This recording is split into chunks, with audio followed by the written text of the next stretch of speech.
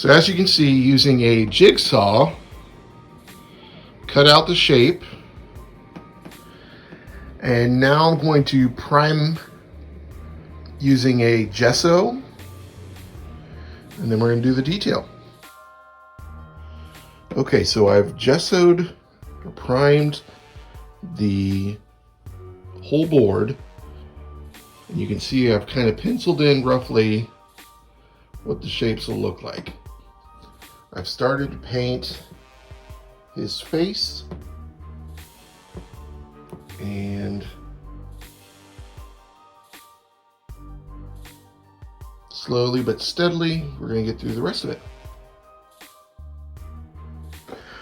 All right, we're making progress, slowly adding different layers. We're getting close to the finished product.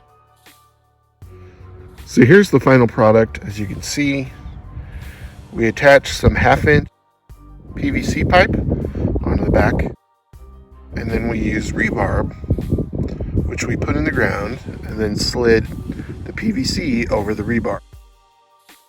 We added this piece of 1x2 for support, and then just some black duct tape on the back to hold it in place. I wanted to make sure that it lasts more than just this season.